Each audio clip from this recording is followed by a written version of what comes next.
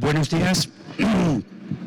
Vamos a hacer más que otra cosa, una conversación entre nosotros, pero también sería estupendo que pudierais hacer preguntas o comentarios, porque un poco es reflexionar sobre, conversar sobre lo que fue aquella década de los años 60, en la que se produjo una digamos, cumbre de lo que podría ser la actividad fotográfica desde el punto de vista creativo, por supuesto, pero también desde el punto de vista de profesional, algo que por lo demás es como algo que decae en los años siguientes, porque la televisión, y no digamos ya Internet, ha modificado por completo aquellas circunstancias. Entonces, lo primero de lo que vamos a hablar hoy es de un aspecto muy particular de aquella época, que son las imágenes fotográficas en los discos, que se volvieron súper comunes.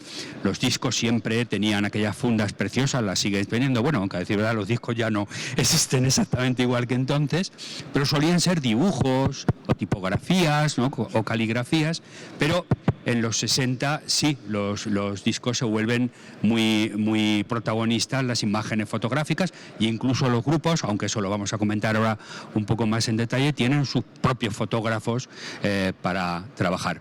Y otro aspecto interesantísimo son los pósters. Hay una explosión, eso lo sabemos todos, está asociada a los discos de la música popular, ¿no?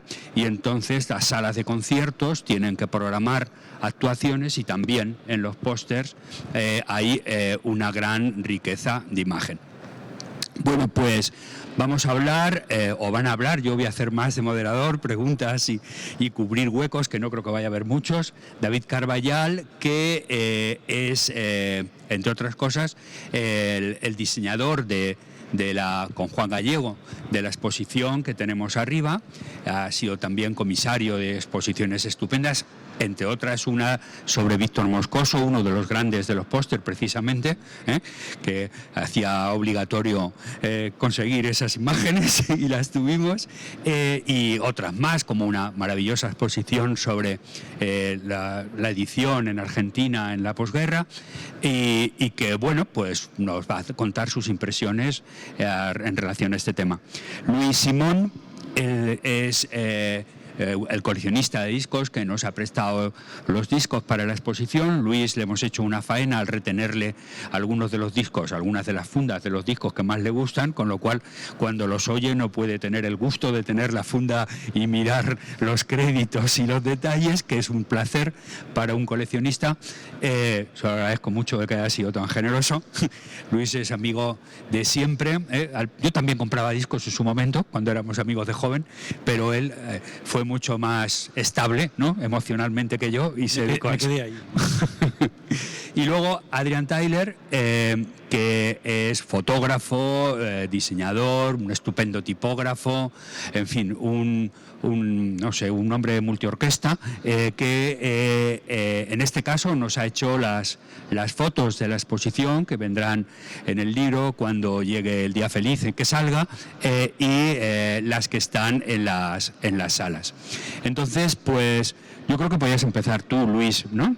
A ver, ¿por qué te parece a ti que la música exigió de repente esta cantidad de imagen de los músicos y de todo lo que se encuentra en esas fotos?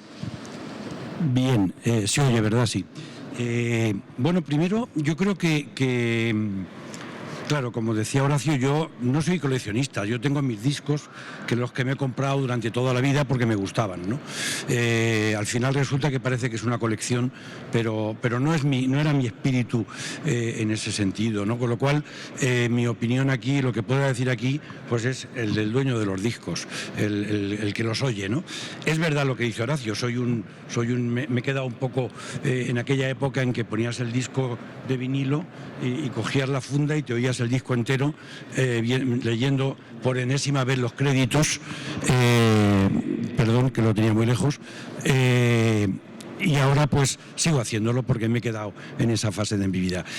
Yo creo que se ha dado una circunstancia, con esta exposición de Horacio, se ha dado una circunstancia que desde el punto de vista musical que me parece muy relevante. El espacio temporal de la exposición años 60 coincide exactamente con lo que yo, es una opinión personal, considero que es el momento de más brillantez de toda la música que se puede llamar rock, pop, como queramos llamarlo. Durante esos, acotaría más, desde el 64 al 72 aproximadamente, aparece, hay una creatividad, hay una revolución musical, aparece Bob Dylan, los Beatles, los Rolling Stones, los Cream, los Kings, Jefferson Airplane, una cantidad de propuestas en Estados Unidos y en Inglaterra, básicamente, que suponen la época más brillante para mí de la música, de este tipo de música, y que un poco apoyándome en un crítico literario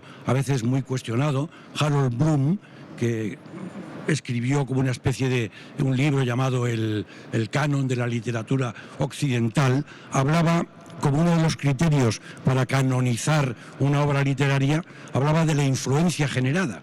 Es decir, es canon aquello que luego, en generaciones posteriores, pues sirve de apoyo para construir otras obras, ¿no? En esta época, la música que se hizo ha sido determinante para toda la música que se ha hecho posteriormente en el mundo. No digo que no haya habido aportaciones de calidad y novedosas, que las ha habido, pero todo está dando vueltas de alguna manera a lo que hicieron los Beatles, los Cream, los Rolling, Jethro Tull, es decir, todos los músicos que en aquel momento aparecieron, con lo cual lo que tenemos ahí es una muestra brillantísima de la música. Y luego creo que esa incorporación de la música, que era un producto de consumo a este mundo del arte, digamos, ¿no? Es decir, ¿por qué las portadas están expuestas hoy? Yo pienso que tiene que ver con que en un momento determinado, años 65, años 66, los artistas se convierten, los músicos quieren ser artistas. El álbum, que hasta el LP, que había sido simplemente una colección de singles de éxito, de canciones, y pensado con ese concepto, con una foto y atacando, ¿no? Tienen la pretensión de trascender y empiezan a hacer lo que llamaron álbumes conceptuales, obras unitarias, canciones que tenían relación, arreglos musicales con ciertos parámetros que los unificaban, y necesitaban un envoltorio a la altura de lo que pretendían hacer, que yo creo que lo conseguían, ¿no? Con lo cual entra la necesidad de construir portadas, envoltorios que estén a la altura de esa música, y se abre toda una época de diseño que seguramente mis compañeros explicarán mejor que yo. Bien.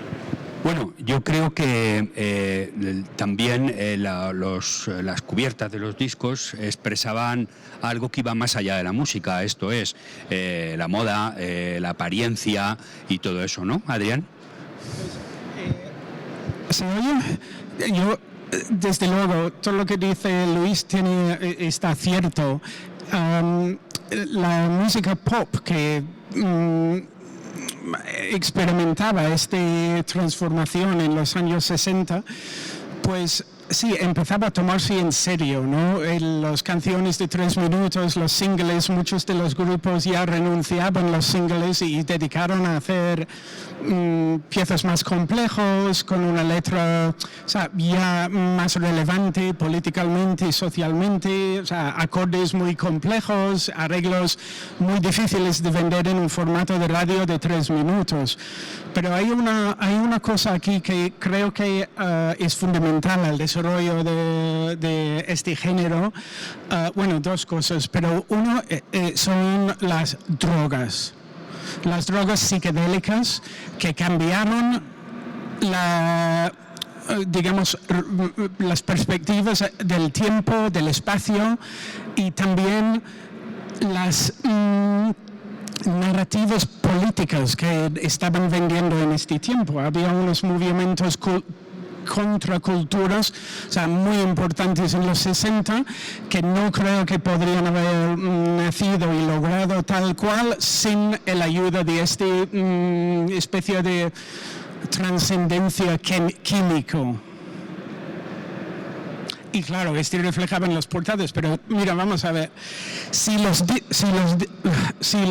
las personas, la mayoría de las personas que compraron discos, se lo compraron a raíz de empresas cooperativas, ¿no? Como EMI, como Decca, y al final al cabo su función era mover unidades.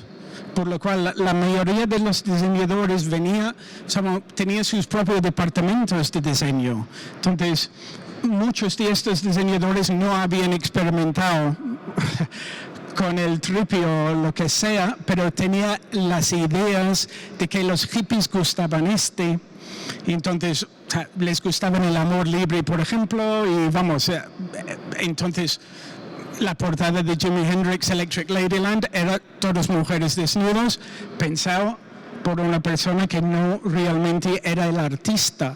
Por lo cual hay una cierta tensión ahí entre lo que es vender el producto y lo que son los...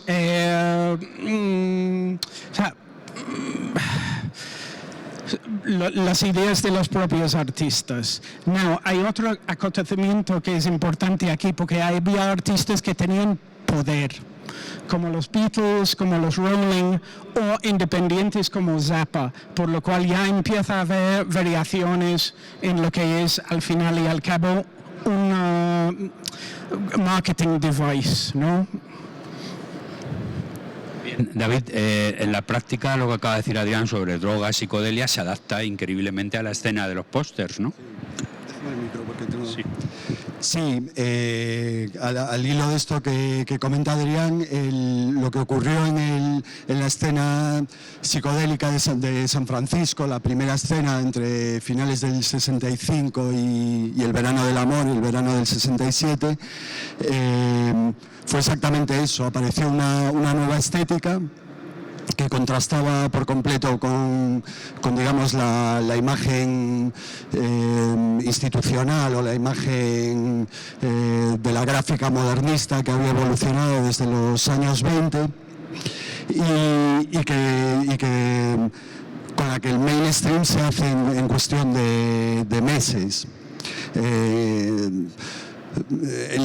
Por ceñirnos un poco a lo que hay en la exposición, hay pocas muestras de carteles, lo cual tiene sentido porque realmente la fotografía cuantitativamente su empleo en carteles respecto a lo que son revistas y libros es mucho menor. El cartel en los 60 es todavía el reino de la tipografía y de la ilustración. Pero las muestras que hay arriba yo creo que reflejan un poco el panorama de las estéticas que hubo en los 60. Por un lado está el cartel de Wayne Crowell para el Stedelijk Museum, que está hecho según las reglas del diseño internacional, fotografía a sangre, tipografía de palo seco, diseño asimétrico. Es un poco el lenguaje institucional en ese momento, y es la herencia de ese diseño modernista que arranca en la Bauhaus.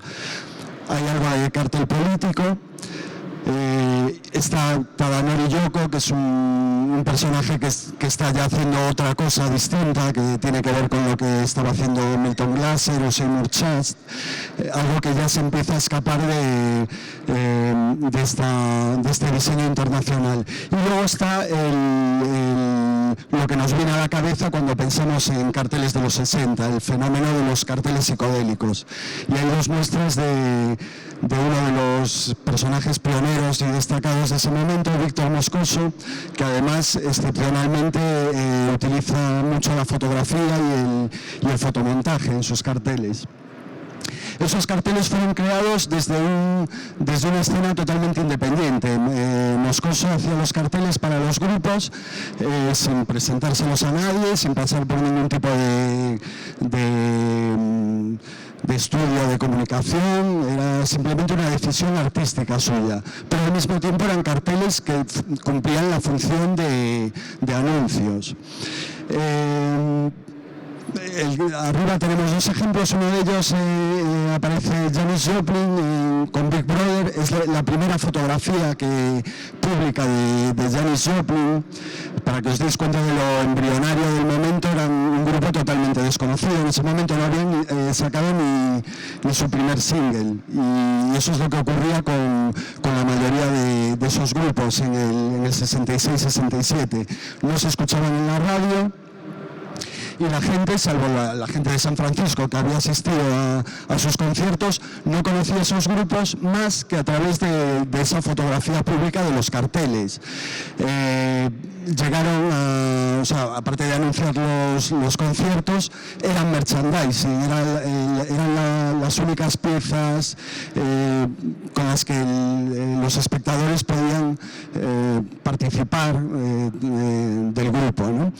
Y se conocieron, viajaron por Estados Unidos, por Europa y por Australia mucho antes que la música psicodélica.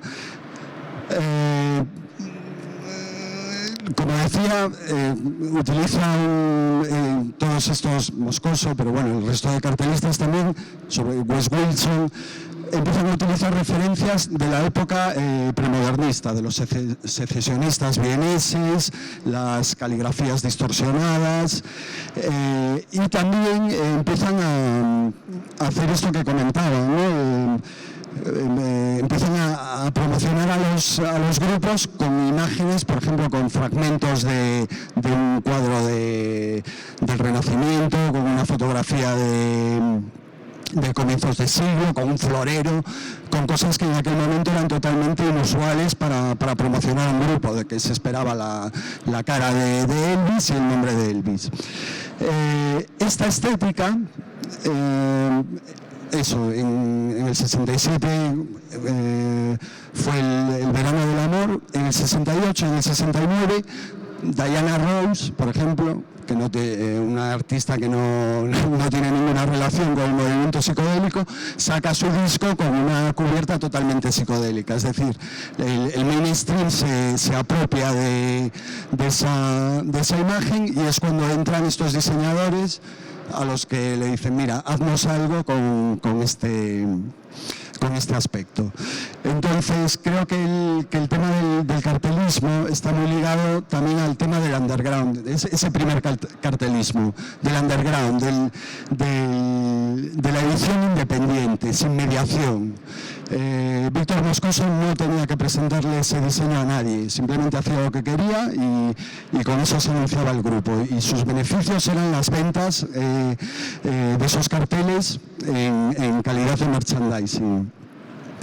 Y bueno, creo que en ese sentido sí se emparenta totalmente con lo que comentaba Adrián, ¿no?, del movimiento contracultural. ¿Se oye? Que es una época de transición, ¿no? Yo no sé si el maestro estaría de acuerdo con esto, pero cuando empezó la fotografía, el cine, la ópera, eran artes muy populares, ¿no? La fotografía, se vendieron retratos y tenían que luchar para tener un estatus, entre comillas, artística.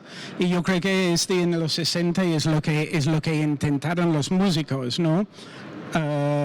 Salir de este cuadro, músicos populares, de este cuadro de la canción de 3 minutos y presentar complejos, entre comillas, obras de arte con su letra incluido. Zappa dijo que sus solos guitarrísticas eran esculturas hechas en el aire. Sí, de verdad, sí.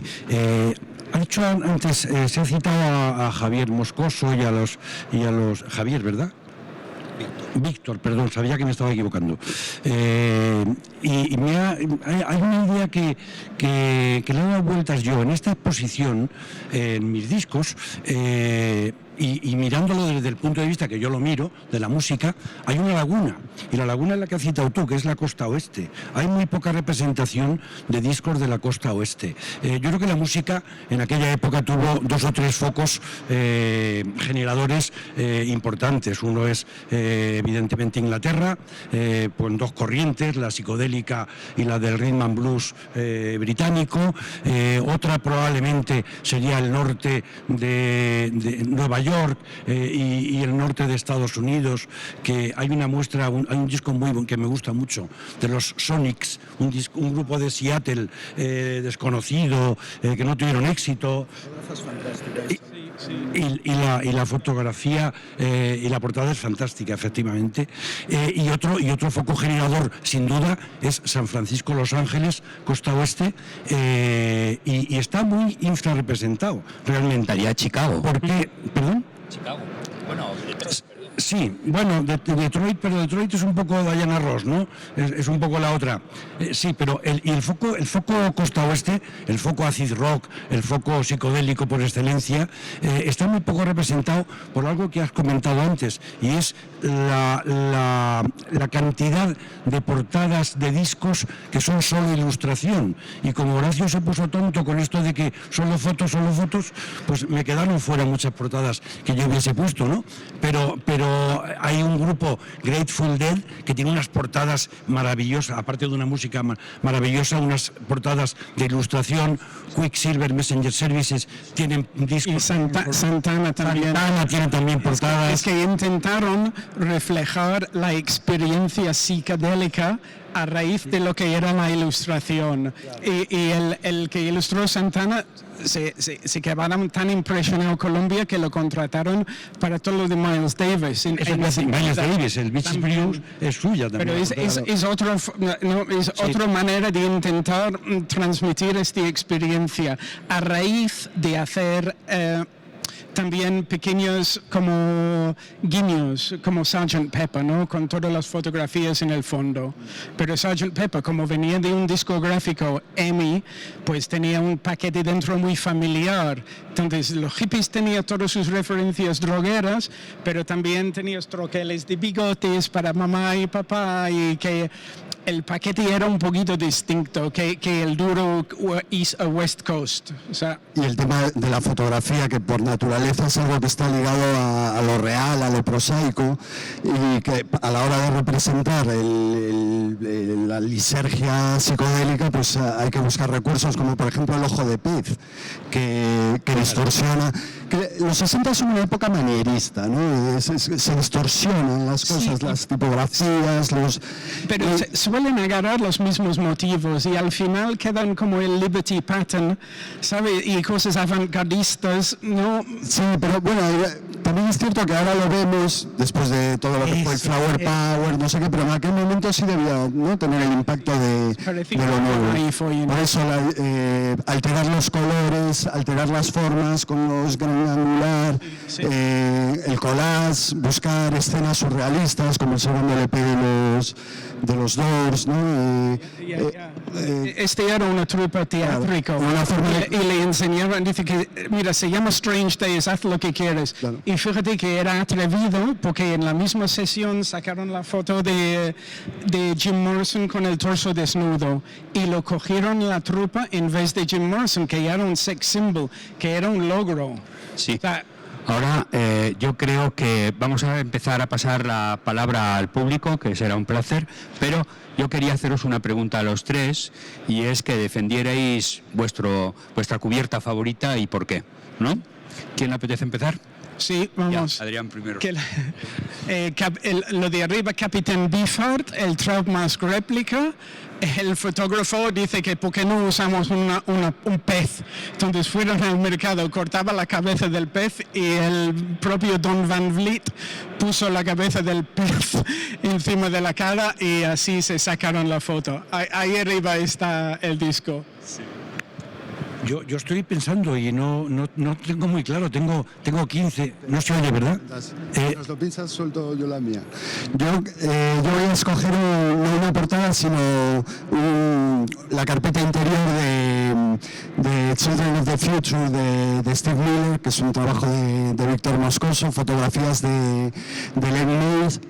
Y está el fotomontaje el que hablamos, le añade unas alas a los músicos, y es una fotografía que que al iluminarla con luz roja y verde se crea un efecto de movimiento. Me parece una de las cubiertas más psicodélicas que se ha hecho jamás. No, yo estaba dando vueltas porque tengo muchas favoritas. Seguramente soy más simple que vosotros en la parte gráfica. A mí Revolver de los Beatles me parece una portada grandiosa, y además tiene la bondad añadida de que está hecha por un músico, ¿no? Por el bajista de los Manfred Mann, Klaus Voormann, ¿no? Y luego hay otra portada que me gusta mucho, pero que, lo siento, Horacio, no está ahí.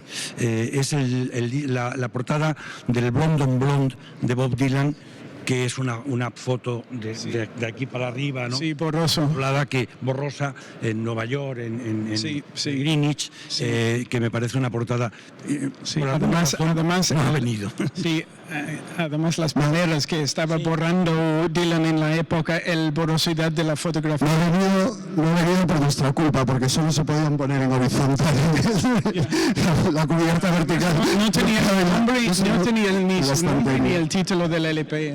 Mira que le he dado vueltas. Yo digo, ¿por qué no habrán puesto al final esta portada? Esa es la razón, por la estantería, ¿no? Bueno, pues yo no sé si queréis comentar o preguntar o lo que sea. Bienvenido. Bueno, muchas gracias por venir, a todos. Sí, muchas gracias. Bueno, yo creo... ¿Ahí? ¿Lo llevo? Sí, venga, genial.